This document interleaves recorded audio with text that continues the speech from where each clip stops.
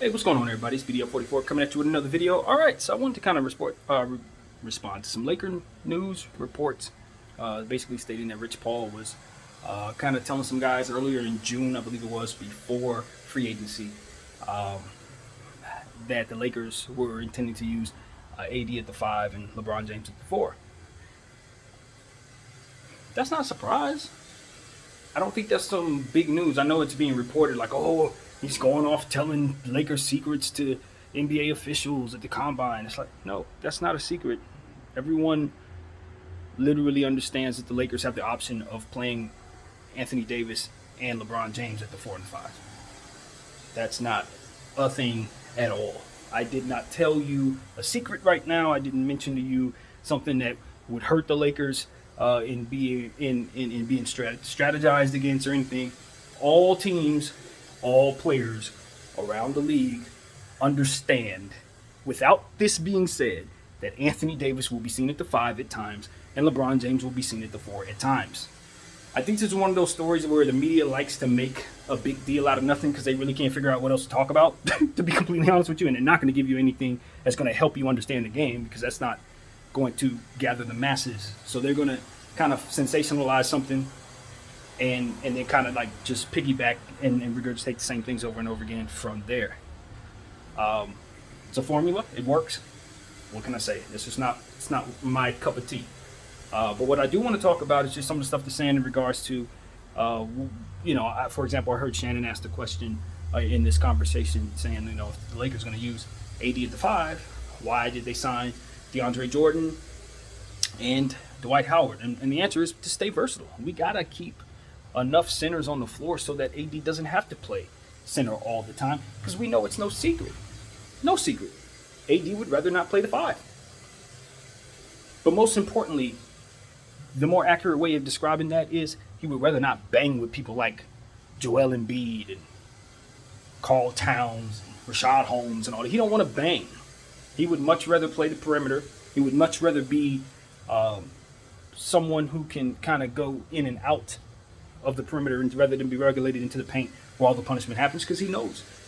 He has durability issues. That's not a secret to himself. He knows that. He don't need to be banging up against people. He may not make it through a season if he does. So we want the Dwight Howards and the DeAndre Jordans and people like that to be on the team so that if it comes down to him having to guard one of them dudes, we don't have to play him at the 5 all game long.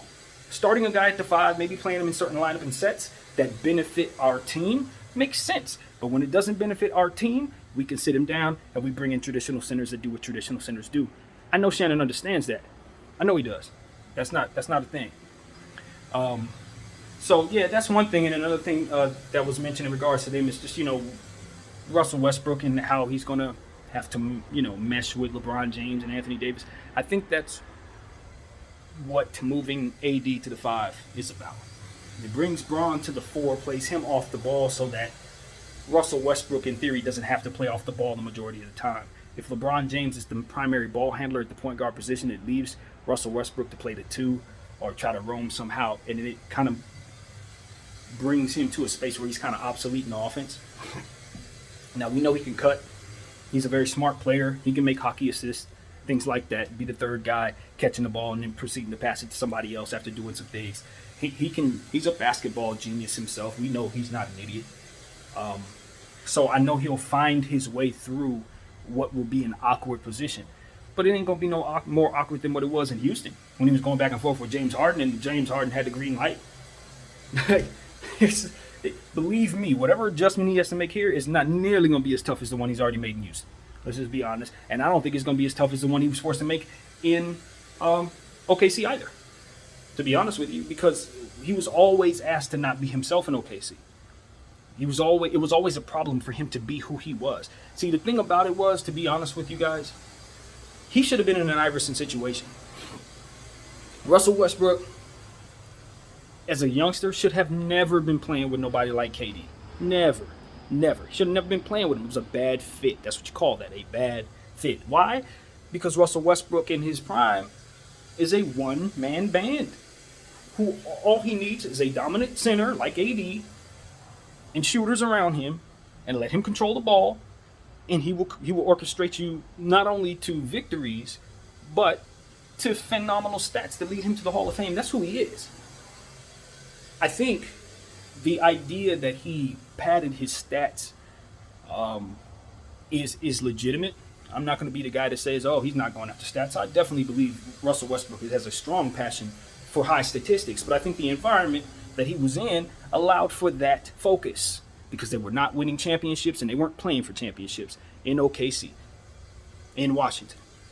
So the idea is, if we ain't winning, I might as well push on and break records and be the Hall of Famer that I ultimately can be, because there's no reason to make sacrifices and there's no benefit to us making sacrifices because we're not a better team if I do. Sort of like Kobe shooting the ball all the time. Yeah, I could pass it to some of these guys, but they ain't gonna make the shot. We're not better if I do. So it's better if I just take 40 shots, because that gives us the best opportunity to have 40 better possessions than what we otherwise would have had. That's what happens in those situations with guys like Westbrook. He is your best option in that case, in that setting.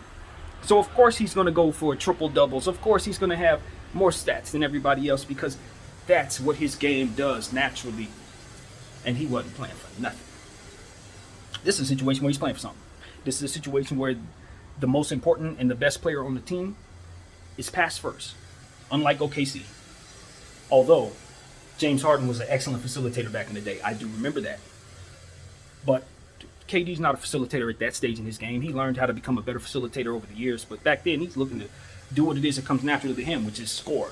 And because he's one of the most efficient scorers ever, you're, in that rare occasion in OKC, that rare occasion, your best opportunity to have the best possessions was giving the ball to KD 40 times and letting him shoot 40 times, because chances are he was going to make 35 of those shots.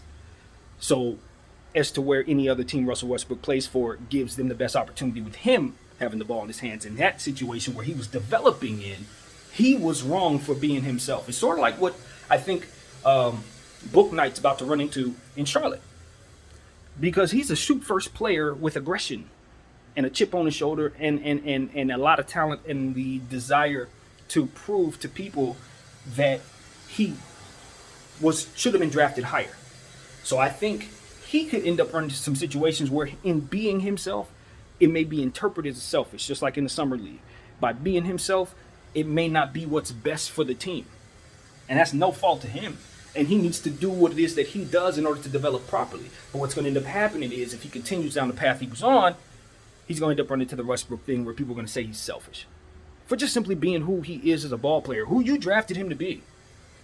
So there was no perfect storm there. You weren't going to let go of KD in that case. You weren't going to let go of Westbrook. You just got to live with the results. And they were so great that they were able to push themselves to the finals. But that was never a seamless fit. It was always like they were working against one another or working against the situation in order to make it work for themselves as a team. And that created an environment that otherwise wasn't very winnable, you know. And of course, when you're not winning, it's not a whole lot to be happy about. So a lot of that in OKC could have been remedied by better coaching. I've been on the record saying that. I still don't think he was the greatest guy for that job during the tenure for which they were there together. But all in all, this is years and years later. Russell Westbrook's gone through a lot on the floor in terms of injuries, in terms of losing, in terms of these situations, moving back and forth. The Houston situation, Washington, and being humbled having to go there. He's playing for something now. This ain't the time to put stats above championships, because the championship is actually obtainable. And so we need to adjust our thinking to that and allow him to prove himself within this circumstance. Because if he does still choose stats, then that tells us he doesn't quite get it. And then we can move on and have another conversation. But until we see him in a situation like this, where his best player is pass first, and it does allow him to be himself a bit more on this team because of it. And he has the best big man he's ever played with as well, just happens to be on this team too, in Anthony Davis. And we know that's what he does, and make big men look better. Because if you ask Steven Adams what's up, he'll tell you. A lot of his success has to do with Russell Westbrook being such a good facilitator to him. So, give Russell Westbrook an opportunity to prove himself as a Laker. He's home. I know he doesn't want to screw this up. It's 20 years, 15 years later after all that KD stuff. I understand that it's going to be an adjustment. I don't think it's going to be a seamless fit. I never thought it would be, but they needed shooting. We got it. So now the fit should make sense with what all we have. Guys got to stay healthy. AD particularly to make it all make sense because him and Bron do not fit in theory. That's an ugly fit without AD. But with the presence of AD to continue to throw the ball to take some of those decisions out of LeBron James and Russell Westbrook's hands. You see what I'm saying when I say that? If it's just Bron and Westbrook, they have to spend each and every possession trying to figure out how to best fit with one another. Who's going to shoot in this situation? Who's going to be the facilitator? AD removes that choice from you. That's why this is going to work. Because you're going to throw the ball to AD. Y'all going to come down there and you're going to make sure he gets the ball. Regardless of who's facilitated, you're going to make sure he gets the ball. Because he's going to be the easiest way for you guys to score on each and every possession. Ain't going to be no, let's figure out who's going to facilitate. Westbrook going to get it. Let's go. Bron going to get it. Let's go. No. Because you know damn well it's going to end with AD. The object of the game for the Lakers, if they're going to make this work, is AD on every possession damn near. Assists for Bron. Assists for Westbrook. Shots for shooters. Lots of AD. Lots of AD. And that way you don't have to worry about, it's my turn, your turn. I don't know. Is this going to work? Is play broken? No, it ain't broken because you're going to get the ball to number 3. See how that works? He is the most important piece on the team. Not Bron, not Westbrook. Because at the end of the day, whether there's Bron or Westbrook, they can both create for him. We should still win those same games. That's why Westbrook is so important to this team, because it gives you LeBron James insurance. If Bron goes down with another injury, we should still be in the playoffs. Because we got Westbrook, we got those shooters, and we got AD. So that's what it's about. It's about being able to withstand whatever. You weigh the funny fit against that, for which is LeBron James in year, 19? Injuries are starting to pop up. You ain't got to worry about him having to force his way back from injury so that we'll have enough in time to get through the season. Or vice versa. If Westbrook goes down, we ain't got to worry about him rushing back because we got LeBron James. So they help one another, in theory, stay healthy. That's what they should do for one another. I think that's the point. And you got to understand, to best reiterate this and drive it absolutely home, they don't have to be the first option. Neither one of them. There is no need for us to live and die with Westbrook shooting bad shots or LeBron James trying to figure out Westbrook. We ain't got to do that. We just got to make sure the shooters are in position to do what they do and make sure that AD's healthy. That is how we win this championship. So, that's what I wanted to say here, man. Yeah, I'm ready. We got training camp coming up in about, 2 weeks, I think they said? Close to 2 weeks. Exciting stuff. I, of course, got to hurry up and finish up my project here. I think I got about 14 more teams to go.